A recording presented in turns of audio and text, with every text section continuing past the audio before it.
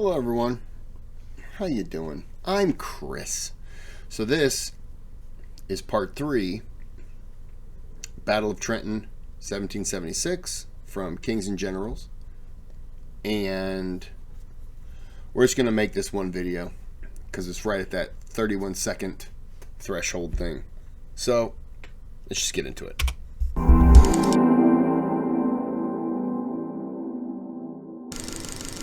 Following the Battle of Bunker Hill, the situation in Boston stalemated. The militia could neither storm Boston nor cut it off from resupply by sea, but British General William Howe couldn't break out either. The ferocious resistance on Bunker Hill made clear that he needed overwhelming numbers and significant amounts of artillery to break the militia, neither of which were available. With his overstretched supply lines struggling to keep the soldiers and civilians in Boston fed, sheltered and warm as winter approached, Howe realized that his only choice was to wait for spring. However, the nascent Army of the United Colonies, commanded by General George Washington, had other ideas. The siege of Boston had to be won before spring. This video was sponsored by our kind YouTube members and patrons. Becoming a YouTube member or patron is the best way to support our work, so we're now providing our supporters with exclusive videos to thank them. Join their ranks. In October 1775, Prime Minister Lord North began restructuring his cabinet for war. Most importantly, his longtime ally George Germain became Secretary of State for the American Department in November. Alongside First Lord of the Admiralty Lord Sandwich, Germain was delegated responsibility for fighting the war against the rebelling colonies. The strategy the three men decided upon relied upon three key assumptions. First, the Americans could not withstand a direct assault by the British military. Second, the war could be fought the same way as European wars. And third, victory would bring loyalty. The campaign of 1776 would show them just how wrong they were. Supply problems were not unique to the British during fall and winter 1775, as Congress struggled to support Washington. Lacking taxation powers, it was forced to cajole its member legislatures to supply and pay the regiments based in their colonies themselves. Many legislatures were reluctant or unable to do so, resulting in chronic shortages of pay and supplies. Meanwhile, Washington's efforts to transform the disparate militia companies outside Boston into a unified, disciplined and European-style professional army were bearing some but insufficient fruit. Independently minded part-time soldiers don't readily take to military discipline, nor did their officers respect chain of command. Company size, equipment, command structure and even fighting style varied wildly. Standardizing this chaos was a military necessity, but the former militiamen resisted so stridently that Washington was forced to negotiate and compromise with them about not only their equipment and structure, but if they'd train and drill. Fortunately, by March 1776, a combination of new willing recruits and a campaign of harsh discipline forged something which started to resemble an army. Congress had more success at sea. While it would be impossible to challenge the Royal Navy's dominance, harassing and, more importantly, capturing British supply ships was critically important. Washington and the Rhode Island Assembly had already requisitioned a number of ships for this purpose. In October, Congress voted to create the Continental Navy. Congress also readily issued letters of marque and reprisal to privateers, who eagerly attacked British shipping heading for Boston.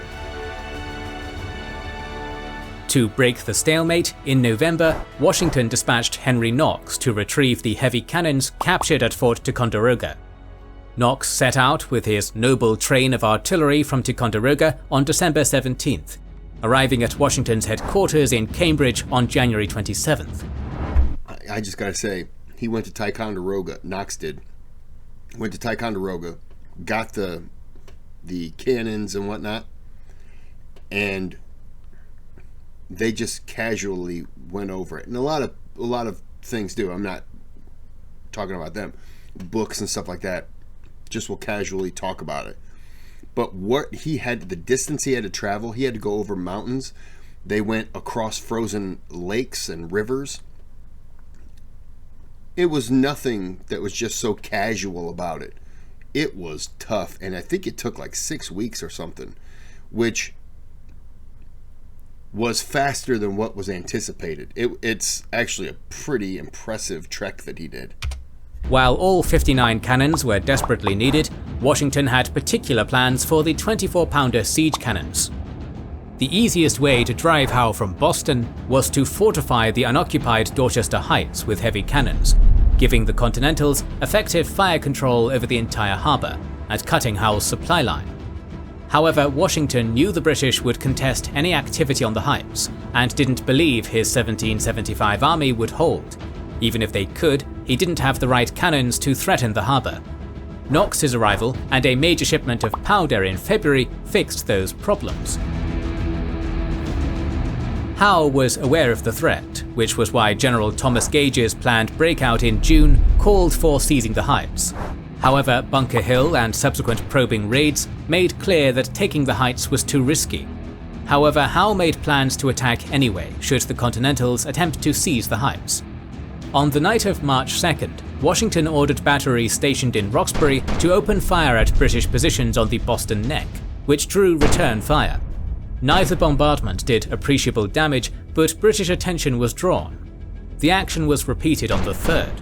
Then, as their batteries fired on March 4th, 2,500 troops under General John Thomas rushed the Dorchester Heights, carrying pre-made gun positions, fortifications and siege cannons, using the bombardment and rows of hay bales to mask their movement and work.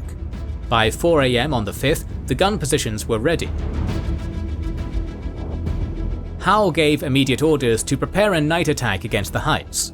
However, nature intervened. A snowstorm blew into Boston that afternoon and didn't let up until the 7th.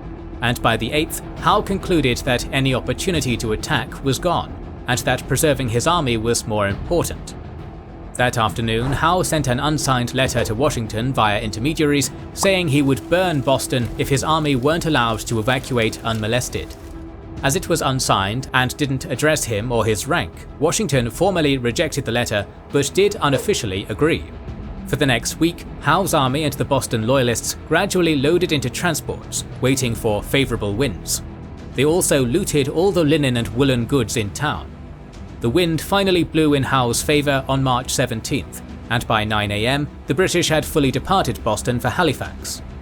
Washington's privateers under Captain John Manley harassed the retreating British, managing to recapture the looted cloth and other supplies. For several weeks thereafter, British supply and reinforcement ships would obliviously sail into Boston and be captured despite Royal Navy patrols trying to warn them away. Despite calls to do so from subordinates and London, Howe couldn't immediately counterattack. He agreed with pre-war assessments from Gage that subduing the colonies would require not only the full British Army and Navy, but extensive German auxiliary troops. Lord North and Secretary Germain reluctantly but ultimately agreed, and began recruiting new regulars and hiring troops from German states in late 1775. As the largest contingents came from Hesse-Kassel and Hesse-Hanau, they became collectively known as Hessians. While awaiting their arrival in Halifax, Howe planned the next campaign, targeting the strategic port of New York, alongside his older brother and Naval Theatre Commander, Admiral Richard Howe. Washington anticipated the move, and in February dispatched his second-in-command General Charles Lee to New York City to prepare the defenses. Lee quickly concluded that it would be impossible to hold New York from any determined attack, as there were simply too many places to land troops once the Royal Navy controlled the harbour. Thus, rather than attempting to hold the city, he arranged the defences to make taking the city as costly as possible. Washington arrived in April and agreed with Lee's assessment. However, he was under strict orders from Congress to defend New York. Thus, he expanded the defences and built a chain of forts along the harbour, islands and rivers to deter a British attack. Unfortunately, this required him to spread out his already under-strength army and fill the gaps with local militia. Before we go further, it's important to note that every revolution is also, at least to some extent, a civil war.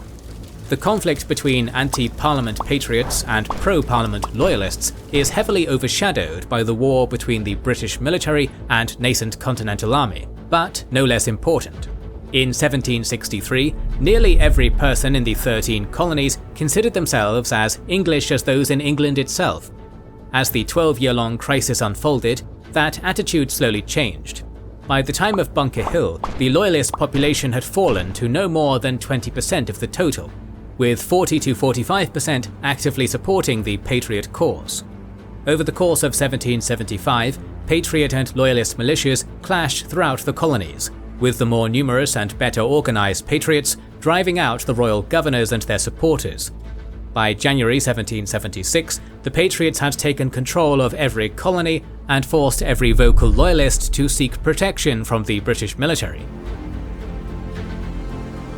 Simultaneous with the Patriots' ascension, the colonies learned that King George III had authorized hiring the Hessians. This crushed many Americans' last shred of hope that Parliament and the King would see them as equal citizens rather than colonial subjects. In January, Thomas Paine's Common Sense gave the final push necessary to embrace the previously fringe thought of independence. On June 11th, Congress authorized a committee of 5 to write the Declaration of Independence. The task of actually drafting it fell to Thomas Jefferson, who locked himself away to write until June 28th. After some basic edits and proofreading, the document was turned over to Congress, which spent the next 2 days revising and shortening the document. On July 1st, the finalized document was moved to open debate, with the final vote to approve taken on July 2nd. The United Colonies were now the United States. As news spread, wild celebrations followed throughout the colonies, accompanied by statues of the King and other British officials being torn down. George Washington received the declaration on July 9th and held a parade for his soldiers to hear and read it. He needed them to understand the stakes they were fighting for, as the long-expected storm had arrived. By late May, the Howes had received sufficient reinforcements and sailed from Halifax on June 9th. The plan called for Admiral Howe and the Navy to seize New York Harbor, after which General Howe's soldiers would drive the rebels from the city. Secretly, the brothers hoped that the appearance of 130 warships carrying 20,000 troops would be sufficient to intimidate the Continentals into surrender. Failing that, they hoped to negotiate peace with the colonies. However, Lord North insisted that the colonies must accept parliamentary supremacy and return to the status quo pre-Concord, intolerable acts and all. The only offer the Howes could make was pardons. On June 29th, 45 warships took control of Lower New York Bay. The rest of the fleet trickled in over the next 3 days.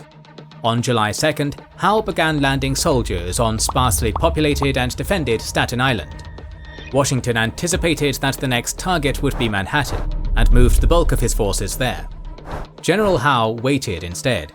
On July 13th, the Howes attempted to open negotiations with Washington. However, his letter was rejected for being incorrectly addressed to George Washington Esquire rather than General George Washington. Washington finally agreed to meet with Howe's adjutant on July 20th, but when told that all Howe had to offer was pardons, Washington rejected the overture, saying, "Those who have committed no fault want no pardon." The standoff continued into August.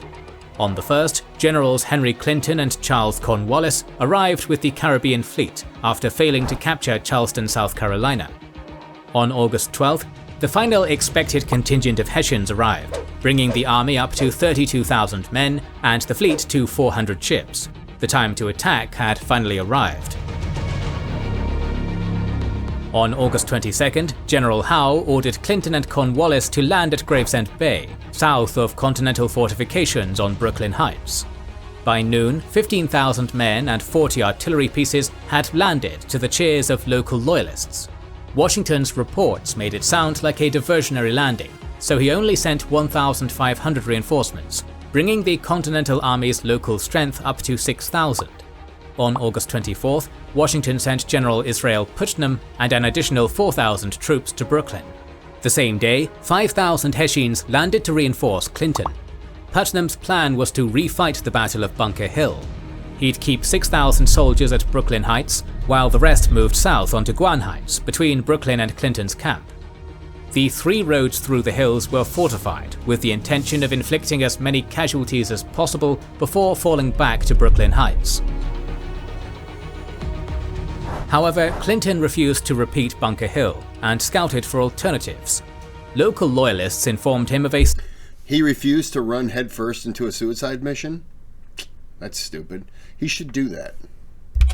seldom used Fourth Road, Jamaica Pass, far to the east.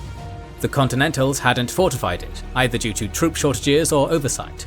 Clinton proposed to send 10,000 men on a night march through Jamaica Pass, while General James Grant attacked the Continental right as a diversion.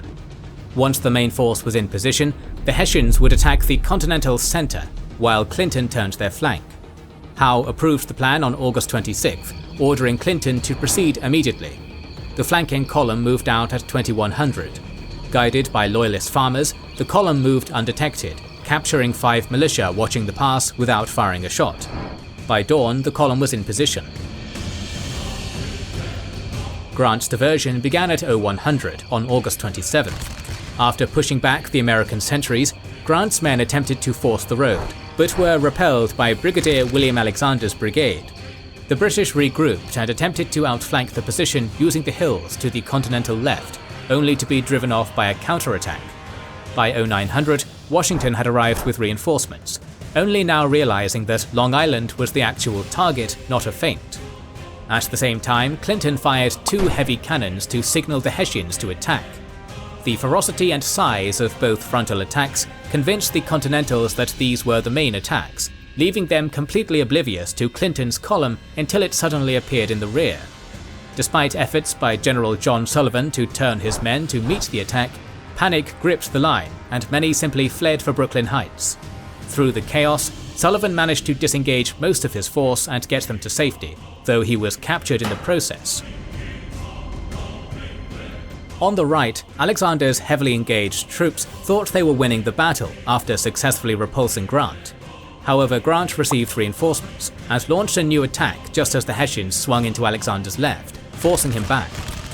By now, Clinton's advance had cut off all avenues of retreat, except for one across Brewer's Mill Pond. The entire force might have been annihilated but for Alexander and 270 men from the 1st Maryland Regiment.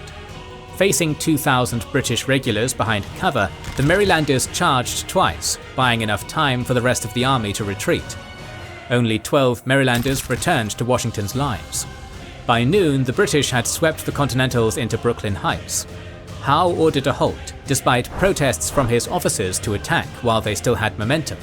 However, Howe refused to waste troops attacking prepared positions, and so began constructing siege lines. Now, how true this is, I don't know. But I've heard that the Howe brothers were Freemasons, and Washington was a Freemason. And so because of that, there was a respect that they did not want to... They figured this attack would wipe him out, and they didn't want to do that. How true that is, we'll never know. But that is one of the things that's said as to the reason why they did not make this attack. I tend to believe that he looked at it as another Bunker Hill, and there was that was fortified, and it just wasn't worth it. They had already seen what happened when they tried to rush a fortification. That's just, I don't believe the Freemason thing, but it is out there. Initially, Washington thought to hold the heights, but the speed the British showed in building siege lines on the 28th convinced him to retreat. With rain falling that afternoon, Washington gave orders to procure every barge and sloop available and assigned Colonel John Glover's regiment to row the army across the East River to Manhattan and safety. At 2300 on August 29th, the evacuation began, covered by rain and fog. By 0700, the evacuation was complete, with Washington the last American to leave Long Island. Howe was shocked by the withdrawal's speed and began carefully planning his next move. Meanwhile, Washington regrouped while desperately trying to learn Howe's intentions. In an effort to strike the fleet, on September 7th, Washington authorized the first known attack by a submersible in history, when the Turtle, piloted by Sergeant Ezra Lee, unsuccessfully attempted to destroy Admiral Howe's flagship. On September 15th, Howe's landing at Kip's Bay succeeded. A skirmish on the Harlem Heights again convinced Howe not to directly attack the Americans, instead looking for another landing point to outflank and trap Washington in Manhattan. After a failed attempt on October 12th, he succeeded in an opposed landing at Pelham on the 18th. Realizing the danger, Washington evacuated Manhattan to regroup at White Plains. On October 28th, Howe attacked again. While Continental regulars repulsed the initial attacks, the militia on the right were scattered by Hessians under Colonel Johann Rall, forcing the rest of the army to withdraw. At this point, Howe split his army, directing Cornwallis to chase Washington and Clinton to take undefended New Jersey, while he went back to finish off Continental holdouts in New York. By early December, Washington was driven into Pennsylvania, and New York City was firmly in British hands. 4,000 prisoners taken in the campaign were crowded onto prison hulks in the harbour, where half would perish from malnutrition and disease. After their decisive victory, the British prepared to move into winter quarters and shelter themselves from the cold.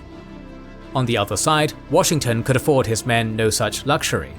After the heavy defeat in New York, the Continental Army was in crisis. Casualties and desertion had reduced his force to under 5,000 hungry and unpaid soldiers. Morale was non-existent, and worse, most enlistments would end on January 1st. Unless recruiting picked up dramatically, or there was a miraculous mass re-enlistment, the Continental Army would cease to exist. Washington needed a victory now to save his army. Fortunately, the British handed him an opportunity. Cornwallis and Clinton had established a chain of garrisons along the Delaware River and New Jersey interior. Howe deliberately spread his winter garrisons out to attract as many loyalist militia as possible to support his planned spring campaigns against Albany and Philadelphia. The Continental Army was believed too defeated to pose any threat. In particular, 1,500 Hessians stationed at Trenton under Colonel Rull were particularly isolated, their supply and communication lines under pressure from Continental patrols and militia raiders. When the nearest support left their post to chase the raiders, the time came to strike.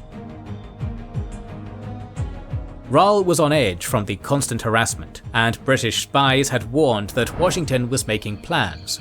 Thus, Continental agents in Trenton worked to make the Hessians as relaxed and confident as possible. To complete the ruse, Washington arranged for an agent posing as a Tory to be captured and subsequently escape to Trenton, to deceive Rull that Washington's army was in no state to fight. It worked, and despite private misgivings, Rull publicly dismissed any chance of attack and made no defensive preparations. Washington planned to cross the Delaware River and attack Trenton before dawn on December 26th, hoping the garrison would still be drunk from Christmas celebrations.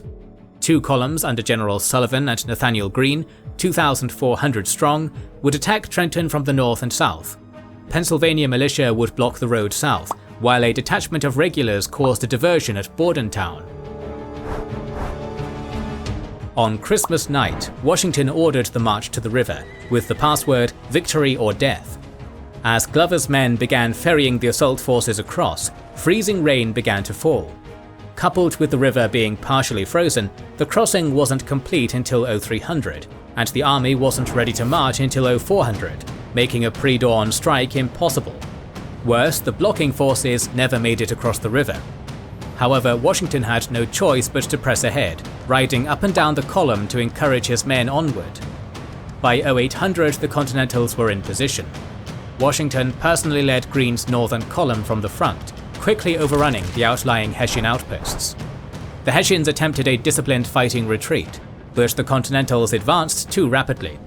Meanwhile, Sullivan's column moved to block the bridge over Assunpink Creek before assaulting the town.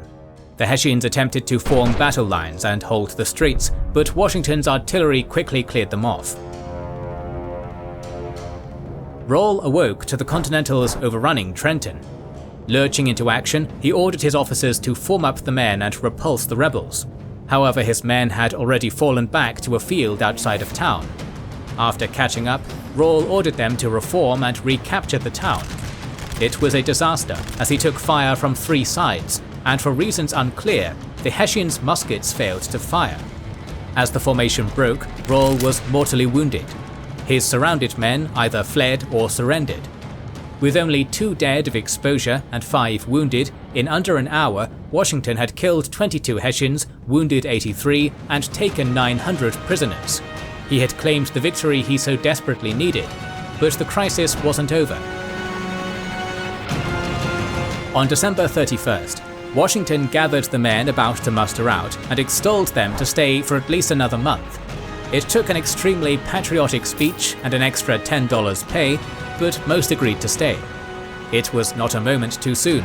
After learning about Trenton on December 27th, Cornwallis cancelled his leave to Britain and marched 8,000 troops out of New York to meet General Grant in Princeton, strengthening garrisons as he went. Determined to attack Washington and avenge Trenton, Cornwallis left 1,400 men in Princeton and marched to Trenton with 5,000. Throughout January 2nd, the British gradually pushed through American patrols and outposts until they reached Assunpink Creek south of Trenton in the late afternoon. 3 waves of attacks failed to cross the creek and reach Washington's defences, so Cornwallis retired for the night. Washington ordered a night march around Cornwallis to attack Princeton on January 3rd, successfully overwhelming the garrison and capturing Cornwallis's supplies. Washington then fell back to Morristown, finally entering winter quarters. In 10 crucial days, he'd completely turned the Continental Army's fortunes around. Disturbed by the Continental's resilience, the British abandoned central New Jersey, falling back to New Brunswick and a ring of garrisons around New York to wait for spring, while Howe planned his war-winning campaign. In the next episode, we will talk about the aftermath of the battles of Trenton and Princeton and much more. Make sure you are subscribed. I didn't talk a whole lot because I enjoyed the video. I didn't really have much to contribute. When I did, I threw it in. But I know because I'm an American, I find this stuff fascinating. But this is part 3. So we're going to end this here. I'm hungry. I want some dinner. But before that, there's a thanks button on the channel. You can donate. You don't have to. Subscribe helps. Click that bell if you do. And give a thumbs up. All those help me out. Anything else does not help me. It helps communism. It does? Yep. But not the good communism. You give me a thumbs down, you're supporting Kim Jong-un. Yeah, think about that one. Yep, have a good day, have a good night.